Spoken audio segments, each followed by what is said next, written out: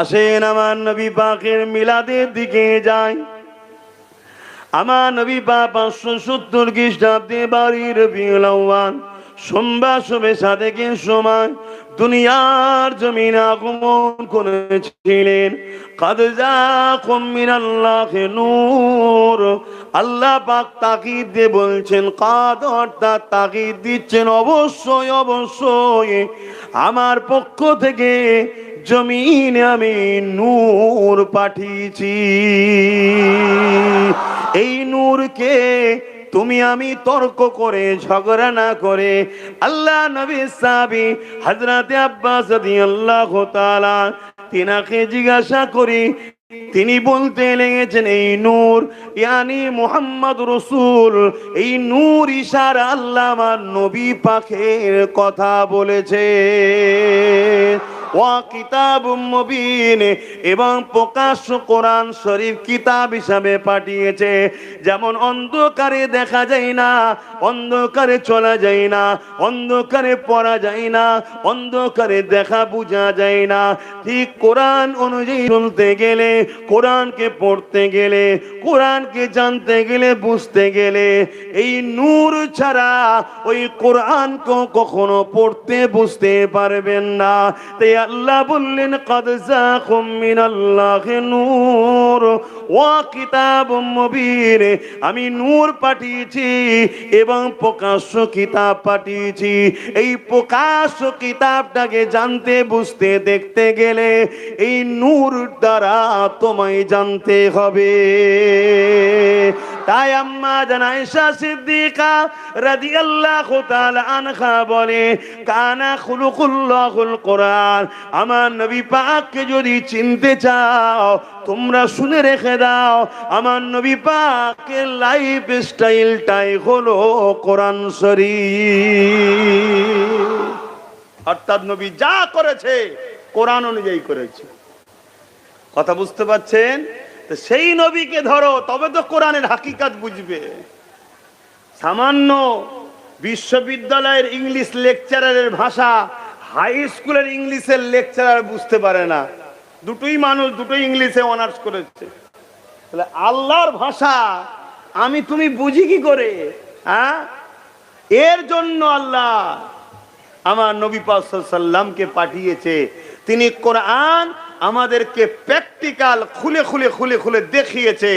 নবী হলেন সাহেবে কোরআন, কোরআনের বাস্তব হলো মুহাম্মদ রাসূল সাল্লাল্লাহু আলাইহি ওয়াসাল্লাম। তাহলে বলুন, আমরা খুশি বানাবো না বানাবো না? আনন্দ করব না করব না? কোরআন এসেছে কোন মাসে? কোরআন এসেছে কোন মাসে? রমজান শরীফের মাসে, তাই তো নাকি? রমজান শরীফের দাম আছে না নাই? রমজানে একটা দিন আছে কদরের রাত। কি রাত? কদর।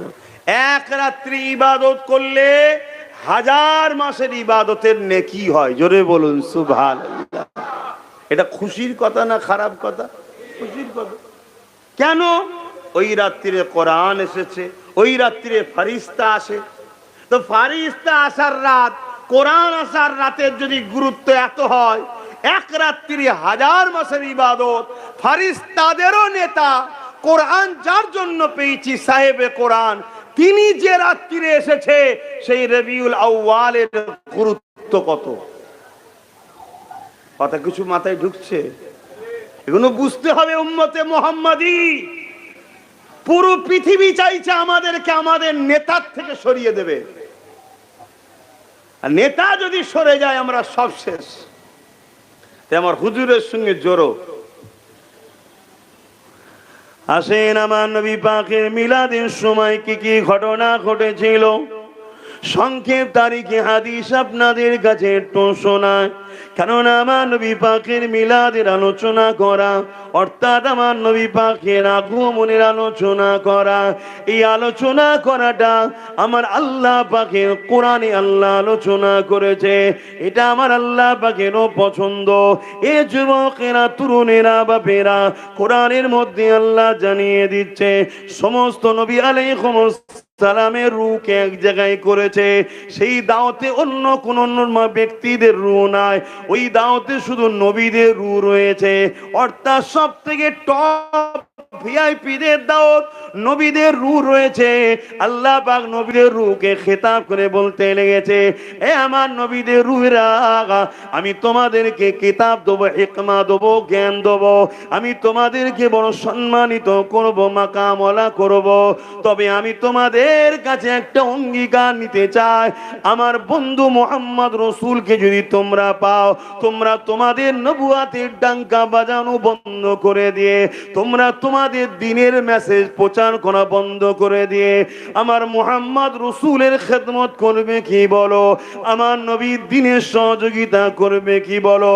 আমার নবীর পিছনে নবীর হয়ে কাজ করবে কিনা বলো?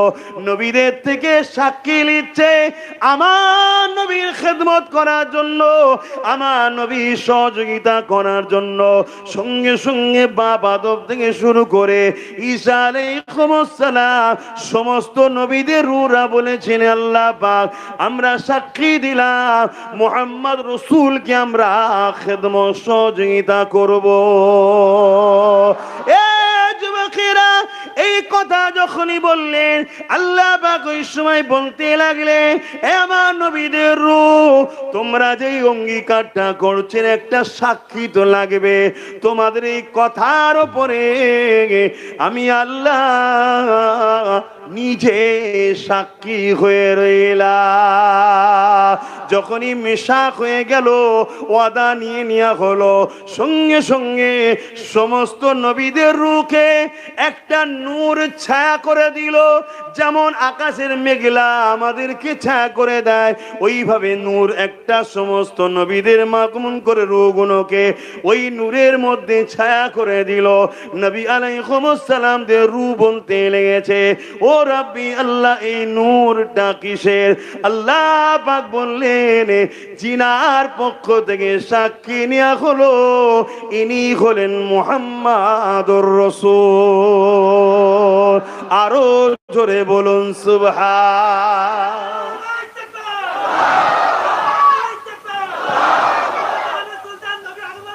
জিন্দাবাদ,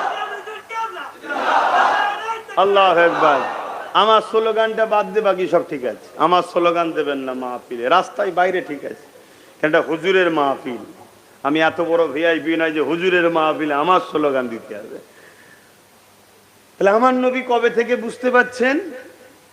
আমার কিছু ভাই, আমাদেরই ভাই, তারা শিক্ষার অভাবে হোক বা ভুল রাস্তায় চলে যে হোক, তাদের ধারণা আমার নবী পাক সাল্লাল্লাহু আলাইহি ওয়াসাল্লাম 40 বছর বয়সে নবুয়াত পেয়েছে, সেদিন থেকে তিনি নবী, তার আগে নাকি নবী ছিলেন না। বলুন নাউজুবিল্লাহ। ওহ, আল্লাহ মাফ করেন। তাহলে নবীদের রূহের কাছে সাক্ষী নিচ্ছে আমার নবীর পক্ষ থেকে, শুনছেন তো? আরেকটুখানি চলে আসে, হযরতে জিবরাইল আলাইহিস সালাম আমার নবী পাকের কাছে একদিন আসলেন। আল্লাহ নবী জিবরাইলকে বিশেষ কথা হতে হতে আল্লাহ নবী জিবরাইলকে জিজ্ঞাসা করলেন, ও ভাই হযরতে জিবরাইল, আপনার বয়সটা কত? জিবরাইল সাল্লামকে জিজ্ঞেস করছে আপনার বয়স কত, যে জিবরাইল সমস্ত নবীদের কাছে ওহী এনেছেন। এই নওজোয়ান তরুণেরা, হযরতে জিবরাইল আলাইহিস সালাম বলেছিলেন, ইয়া রাসূলুল্লাহ, হাবিবাল্লাহ, এইভাবে তো আমি অক্ষর দিয়ে বলতে পারি না। হুজুর, আমি কিছু নমুনা আপনাকে বলি, আপনি হিসাব করে নেন। আল্লাহ নবীকে বলতে লাগলেন, ইয়া রাসূলুল্লাহ, হাবিবাল্লাহ, আমি জিবরাইলকে যখন আল্লাহ বা সৃষ্টি করেছিলেন, তখন না জান্নাত ছিল না, জাহান্নাম ছিল না, পৃথিবী ছিল, কিছুই ছিল না। না ইসরাফিল, আজরাইল, মিকাইলকে তৈরি কিছুই করেনি। আল্লাহ যখন আমাকে সৃষ্টি করেছে, ইয়া রাসূলুল্লাহ, হাবিবাল্লাহ, আমি মাথাটা তোলার সাথে সাথে আল্লাহ পাকের আরশে আজিমের নিচে একটা নূরের চাদর রয়েছে। ওই চাদরের মধ্যে একটা নূরের চমক দেখলাম, একটা তারার চমক দেখলাম, যেটাকে দেখে আমি জিবরাইল বড় দিবানা হয়ে গেলাম। প্রতিটা মানুষ সৌন্দর্যকে বড় পছন্দ করে, সৌন্দর্যের প্রেমিক হয়, ঠিক না? আমরা বাচ্চাদেরকে সবাই ভালোবাসি না? সে যে যারই বাচ্চা হোক, হাতটাকে যদি অমুসলিমেরও ছেলে হয়, বাচ্চা দেখলে ভালো লাগে, ঠিক না বেঠিক? কেন? সুন্দর, বাচ্চাদের সুন্দর লাগে, ঠিক না? তো সুন্দর গোলাপ ফুল সবাই ভালোবাসে, সুন্দর। তা জিবরাইল সাল্লাল্লাহু আলাইহি বলছে এই চাঁদ তারাটা এত সুন্দর ছিল, চমক, যেটা দেখে আমি তার দিবানা হয়ে গেলাম। তা আমি দেখার জন্য বেতাব হয়ে রইলাম। ইন্তজার ইন্তজার ইন্তজার ইন্তজার ৭০,০০০ বছর ইন্তজার করার পর আবার ওই তারাটাকে দেখতে পেলাম। জোরে বলুন সুবহানাল্লাহ। কত হাজার বছর পর? মুখে একটু বলবেন, কত হাজার? ৭০,০০০। দ্বিতীয়বার দেখার পরে আরো দিবানা হয়ে গেলাম, আবার দেখতে চাইলাম। সাহাবারা বসে আছে, হুজুরকে শোনাচ্ছেন, ইয়া রাসূলুল্লাহ, হাবিবাল্লাহ, দ্বিতীয়বার আবার ৭০,০০০ পর দেখতে পেলাম, আবার দেখার জন্য দিবানা হলাম। তৃতীয়বারে আবার ৭০,০০০ বছর পর দেখতে পেলাম। ইয়া রাসূলুল্লাহ, হাবিবাল্লাহ, ওই তারাটা ৭০,০০০ বছর ছাড়া ছাড়া একবার করে উদিত হয়েছে। আমি ওই তারাটাকে মোট ৭২,০০০ বার দেখেছি। ৭০,০০০ বছর ছাড়া ছাড়া একবার হয়, আর দেখেছে কতবার? তোমার কম্পিউটারে অঙ্ক আসবে তো, জিবরাইল সাল্লামের বয়স কত? আল্লাহ নবী বলেছিলেন, এ জিবরাইল, ওই তারাটা হলো, ওই নূরটা হলো আমি মুহাম্মাদুর রাসূল। আরো জোরে বলুন সুবহানাল্লাহ। আল্লাহ, আচ্ছা সত্যি করে বলেন, যারা আমার নবীকে ভালোবাসেন, আপনাদের এইগুলো শুনে মনটা বড় হচ্ছে না, হয়নি? খুশি হচ্ছে না, হয়নি? আচ্ছা, কারো বাচ্চার যদি তারিফ করা হয়, বাপ মা খুশি হবে না? হবে না? কেন? বাচ্চাকে কি মা তৈরি করেছে না বাপ তৈরি করেছে? তার আপন হয়, তাই তো নাকি? তাহলে যে রসুলের কথা শুনে তার প্রশংসা করে আমরা খুশি হচ্ছি, তাহলে আমার নবীর যত তারিফ প্রশংসা করবে, মূলত কে খুশি হবে? কেন? আল্লাহ তেনাকে এত শান ওয়ালা করেছে। জোরে বলুন সুবহানাল্লাহ। আর আল্লাহ যদি আমাদের উপরে খুশি হয়ে যায়, আমি যদি বেনামাজি হয়ে নামাজিওয়ালা বানিয়ে দিতে পারেন কে? আমি যদি বদমাইশ হই ভালো বানাতে পারেন কে? আমি যদি শরাবি হই শরাব মুক্ত বানাতে পারেন কে? তাহলে আল্লাহকে খুশি করতে হবে তো নাকি? হিদায়াতের মালিক তো দুনিয়ার কেউ নয়, আল্লাহ। তাহলে তার হাবিবের ভালোবাসা মহব্বত আমাদের হৃদয়ে আনতে হবে, রাখতে হবে, এটা আমাদের মাথায় রাখতে হবে। তাহলে আমার নবী পাক সাল্লাল্লাহু আলাইহি ওয়াসাল্লামের আগমন নিয়ে আমার আল্লাহ কোরআনে আলোচনা করেছে না করেনি? আচ্ছা, আর একটু ওখানে আগিয়ে চলেন। হযরত ইব্রাহিম আলাইহিস সালাম কাবা শরীফ তওয়াফ করে কাবা শরীফ বানাতে লেগেছেন।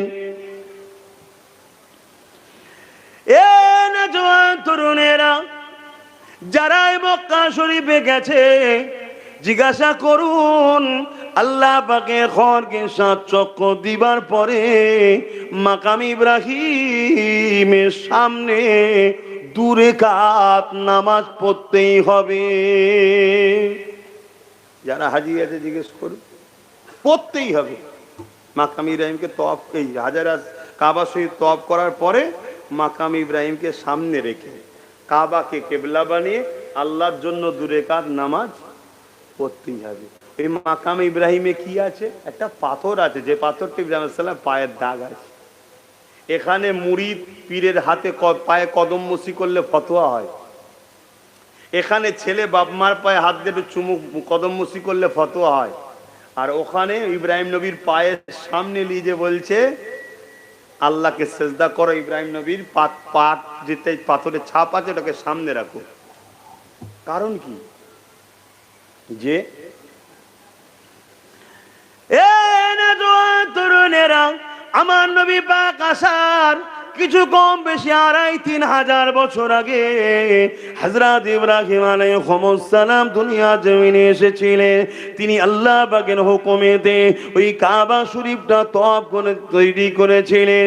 ওই কাবা শরীফটা তৈরি করার সময় যখন কাবার উঁচু দেয়ালগুলোকে গাঁথতে হতো, এই পাথরটার উপরে দাঁড়িয়ে দাঁড়িয়ে দাঁড়িয়ে দাঁড়িয়ে ঘর তৈরি করতো। আর এই পাথরটা অটোমেটিক লিফটের মতো উঠতো আর নামতো। বর্তমান লিফট এই জন্যে বললাম যে ভাষা আপনারা বুঝবেন, কিন্তু লিফটে দড়ি রয়েছে, তার রয়েছে, মোটর রয়েছে, কিন্তু এই পাথরে কোনো দড়ি তার মোটর ছিল না। ওই পাথরটা শূন্যে শূন্যে ভেসে উঠতো আল্লাহ পাকের ক্ষমতাতে। আর ওই পাথর দিয়ে এমন করে দাঁড়িয়ে দাঁড়িয়ে ইব্রাহিম নবী ঘরটা বানিয়ে ফেললো। এই ঘর যখন বানানো হয়ে গেল, ইব্রাহিম নবী দোয়া চাইতে লাগলেন, ও রাব্বি আল্লাহ পাক, আমি ঘর বানিয়েছি, আমাকে মজুরি দেন। অনেক দোয়া চেয়েছে, তার মধ্যে যে বিষয়টা আজকে আলোচনা, এই দোয়া চাইতে চাইতে বলতে লাগলেন, আল্লাহ পাক, আমি ইব্রাহিম আপনার কাছে একটা বড় তামান্না আরজু রেখেছি, আমার এই দোয়া আপনার কাছে রয়েছে। কি দোয়া? আল্লাহ পাক, ওই যে জিনাকে না বানালে কোনো কিছু বানাতেন না, জিনাকে আপনি সব থেকে বেশি পিয়ার করে, আপনার সাথে নামের সাথে জিনার নাম রেখে দিয়েছে। আর আজিমের উপরে লা ইলাহার পাশে জিনার নাম রয়েছে, হুরেদের চোখে চোখে জিনার নাম রয়েছে, ফেরেশতাদের জবানে জবানে জিনার নাম রয়েছে। আল্লাহ পাক আপনার পেয়ারা নবী মুহাম্মদ রাসূলুল্লাহকে যে পাঠাবে, আল্লাহ পাক আপনার কাছে দোয়া চায়, ওই নবী পাকের মিলাদটা যেন, আগমনটা যেন আমি ইব্রাহিম আমার আওলাদের আওলাদ খানদানে হয়। আমরা দোয়া চাই না যে আল্লাহ আমাদের ওলি আল্লাহ বাচ্চা দেবেন, নেক বাচ্চা দেবেন। ইব্রাহিম নবী চাইছে আল্লাহ ওই বাচ্চাটা, ওই নিয়ামত হলো আপনার বন্ধুটা আমার নসলে যেন আসে, আমার খানদানে যেন আসে। এই যে নবীর আগমন বৃত্তান্ত আলোচনা, এটাকে আরবিতে কি বলে? মিলাদ বা মৌলুদ। বাংলায় জন্ম বলে। জন্ম বৃত্তান্ত ঘটনা যে আলোচনা হয় যে মাহফিলে, ওই মাহফিলকে বলা হয় মিলাদের মাহফিল। অসুবিধা হচ্ছে? একটা কেউ বই লিখবে জীবনী, আব্বাস সিদ্দিকীর জীবনী, তা আমার ছোটবেলাটা ওই জীবনীতে থাকবে না থাকবে না? শৈশব কৈশব থাকবে না থাকবে না? বাপের নাম মায়ের নাম কুনিয়াত কি আছে তা থাকবে না থাকবে না?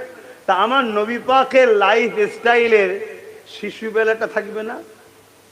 এই শিশুবেলার আলোচনা যেখানে হয় ওই মাহফিলকে কি বলে একটু বলবেন তো? মিলাদের মাহফিল। বলুন বলুন। হ্যাঁ, আরবিতে মিলাদ বলে, বাংলায় জন্ম বলে, কিন্তু আমার নবীর শানে জন্ম বলবো না। কেন? সব বাংলা কথা নবীর শানে লাগানো যায় না। নবীর শানে উপস্থিত হওয়া, আগমন হওয়া। কেন? আমার নবীর জন্ম বাপ আদম আলাইহিস সালাম যখন পানি কাদার সঙ্গে মিলেছিল, তারও হাজার হাজার হাজার বছর আগে আমার নবীর জন্ম হয়ে গেছে। জোরে বলুন সুবহানাল্লাহ। আল্লাহ পাকের কুদরতি কাছে আল্লাহ রেখে দিয়েছিলেন। কথা বুঝে আসছে? 63 বছরের দুনিয়াবি জিন্দেগি আমার নবী পাককে আল্লাহ দুনিয়ায় পাঠিয়েছিলেন। অবশ্যই তিনি বাশার, অবশ্যই তিনি মানুষ, এবং কুল কায়নাতে যত মানুষ আছে, বাপ আদম থেকে নিয়ে শুরু করে পৃথিবীর শেষ মানুষ পর্যন্ত, সব থেকে দামি, সম্মানিত, বড় সর্বদিক দিয়ে মুহাম্মদ সাল্লাল্লাহু আলাইহি ওয়াসাল্লাম। জোরে বলুন সুবহানাল্লাহ। কিন্তু মানুষ, ফেরেশতা নয়, জিন নয়। কথা মাথায় ঢুকছে? মানুষ তো নাকি? তো মানুষেরই তো মিলাদ হয়, তাই তো নাকি? জন্ম হয় কার? মানুষেরই তো। আল্লাহর জন্ম আছে? কথা বলে? তাহলে আল্লাহর মিলাদও, এই মিলাদ হয় নাকি আল্লাহ? তাহলে মিলাদ করে আমরা দুনিয়াকে সাক্ষী দিচ্ছি, দেখো মুহাম্মদ রসুল খোদা নয়, মুহাম্মদ রসুল হলেন খোদার বান্দা। তাই তিনার জন্ম মিলাদ, বারবার বলছি, মিলাদ আগমনের আমরা মাহফিল করে প্রমাণ করে দিচ্ছি যে নবী আল্লাহর বান্দা। জোরে বলুন সুবহানাল্লাহ। তা মিলাদের বিরোধী করবেন না, এটা হাস্যকর বিষয়। উম্মতে মুহাম্মাদি দাবি করে নবীর মিলাদের সমালোচনা করে। হ্যাঁ, খ্রিস্টানরা আলোচনা করে আমাদের ঈসা যে ঘরে জন্ম হয়েছিল ওই ঘরে পবিত্রতা, ওই ঘরের দোয়া আল্লাহর কাছে কবুল হয় আলোচনা করে। শুনছেন তো নাকি? আর আমাদের মৌলী সাহেবরা যদি আলোচনা করে আমার নবীর মিলাদ করলে ঈমান চলে যাবে, নবীর আলোচনা, জন্ম বৃত্তান্ত আলোচনা করা যাবে না, ওটা কোনো পবিত্রের ব্যাপার না, ওখানে কোনো বরকতি নাই, তাহলে এটা কি দুঃখজনক নয়? অথচ আম্মা জান আমিনা বলতে লেগেছে, আমার বাচ্চা যখন দুনিয়া জমিনে আসে, আমি আমিনা তাকে পাক পবিত্র করার জন্য চেষ্টায় যখন লাগলাম, আমি যখন এই মন নিয়ে তা দিয়ে তাকাতে লাগলাম, আমি আমিনা অবাক হয়ে গেলাম। আমার গর্ভ থেকে দুনিয়াতে একটা নূর এসেছে, যা শরীরের আলোয় আমার ঘর আলোকিত হয়ে গেছে। আর গায়েবী আওয়াজ আসতে লেগেছে, আমিনা রে, এটা দুনিয়ার অন্য কোনো বাচ্চার মতো বাচ্চা নয়, তোমার বাচ্চা দুনিয়াকে পাক পবিত্র করতে এসেছে। তার পাক নিয়ে তোমাকে ভাবতে হবে না, এ বাচ্চা পাক তো রয়েছে, এই বাচ্চা দুনিয়াকে পাক করতে এসেছে। যুবকেরা, তরুণেরা, আম্মা জান আমিনা বলতে লেগেছে, আমি যখন দুনিয়ার জমিনে আমার বাচ্চা আসবে, আমি আমিনা অবাক হয়ে যেতে লাগলাম। আমার বাচ্চা শরীর থেকে এত নূর বেরোতে লেগেছে, ওই আলোতে আমি শাম দেশের প্রাসাদ পর্যন্ত দেখতে লেগেছে। খাশাইসুল কুবরা কিতাবের মধ্যে লেখা আছে, মাগরিব থেকে মাগরিব পর্যন্ত দেখতে লাগলাম। এ যুবকের, এই যে আলোচনা হচ্ছে, এটাই মিলাদ বলা হয়। এ যুবকেরা, তরুণেরা, আম্মা জান আমিনা আরো বলতে লেগেছে, আমার বাচ্চা আমন করে দুনিয়ায় যখন চলে আসে, রাত এসে গেল, রাত এসে গেছে, আমি আমিনা অবাক হয়ে দেখতে লেগেছে, আমার ঝুপড়ি ঘরের চাঁদ, ওই ঘরে যে তৎকালীন সময়ে যেমন সিস্টেমের ছাদ ছিল, আমাদের মতো তো আর নয় রে বাবা, তৎকালীন যা ছিল। আর আমি দেখতে লেগেছি আকাশের তারাগুলো যেন খসে খসে সব জমিনের দিকে নেমে আসতে লেগেছে, আমার ঘরের ছাদে এসে ঢুকে গেল। আমি আমিনা মনে করতে লাগলাম সবাই তো পড়ে যাবে ঘরে, কিন্তু না, সব ঘরের ছাদের কাছে এসে ঢুকে গেল। যেন মনে হচ্ছে আমার নবীর আগমন উপলক্ষ করে তারা দিয়ে লাইটিং করে সাজিয়ে দিয়েছে। আরো জোরে বলুন সুবহান। এ যুবকেরা, একটা কথা শুনুন, আল্লাহ নবী আম্মা জান হযরত আমিনা বলতে লেগেছে, কোন একদিনেতে আমি আমার বাচ্চাকে খোলা আকাশে নিচেতে দুলনাতে দুলিয়ে দিলাম, শুইয়ে দিলাম। আমি অবাক হয়ে গেলাম, দেখতে লেগেছি আকাশের চাঁদ জমিনের দিকে নেমে আসছে দ্রুত, এত দ্রুত আসছে, আমি আমিনা ঘাবড়ে গেলাম, চাঁদটা মনে হয় জমিনে পড়ে যাবে। কিন্তু না না না, আমার বাচ্চার কাজ বরাবর এসে রয়ে গেল। আর আমার বাচ্চা দুলনায় দুলে দুলে ছোট ছোট নূরের হাত দিয়ে ইশারা করে, যেদিকে ইশারা করে চাঁদ সেদিকে যায়। আমি একটু আপনাকে আমাকে আমাদের সাধারণ ভাষায় একটু বোঝায়, যেমন আমি তুমি বাচ্চাদেরকে খেলনা দিয়ে শিশুবেলায় খেলার জন্য আমার আল্লাহ চাঁদকে তার বন্ধুর জন্য খেলনা যেন বানিয়ে দিয়েছে। আরো জোরে বলুন সুবহান। আল্লাহু আকবার। সেই নবীর কথা শুনে আমাদের কি ভালো লাগছে না খারাপ লাগছে? এটাই তো আমাদের আনন্দ। আর এই আনন্দটাকেই বলা হয় ঈদ। আর এই আনন্দতে আল্লাহ খুশি, এটাই হলো শুকরিয়া আদায় করা, আল্লাহর নিয়ামতের শুকরিয়া প্রকাশ করা হচ্ছে যে আল্লাহ আপনি আপনার হাবিবকে কি নিয়ামত আলা করেছেন, কি শান আলা করেছেন। বলুন, এই যে নবীর ছোটবেলার কথাগুলো আলোচনা হচ্ছে, এগুলো কোনো সমস্যা? এগুলো কি আমাদের জানা দরকার আছে না? নাই, যে আমাদেরও বাচ্চা হয়, দুনিয়ায় হাজারো বাচ্চা এসেছে, আর আমার নবী এসেছে দুটো আশা। বলুন, দুটো বাচ্চা এক নয়। তাই বাড়ি রবিউল আউয়ালের দিনে প্রত্যেকের বাড়িতে সাজাবেন, পরিষ্কার পরিচ্ছন্ন করবেন, আতর গোলাপ ছড়াবেন, খুশবু দেবেন, একটু যার যেমন সামর্থ্য আছে কিছু লাইট জ্বালাবেন। এতে কি হবে, প্রতি বছরে আপনার বাচ্চা বলবে আব্বা এটা কেন করছেন না, এই দিনে আমার নবী আগমন করেছিল। তাহলে তার দিলে আস্তে আস্তে আস্তে তোমার নবীর আগমনের মেসেজ সেই ঢুকে যাবে আস্তে আস্তে। জোরে বলুন সুবহানাল্লাহ।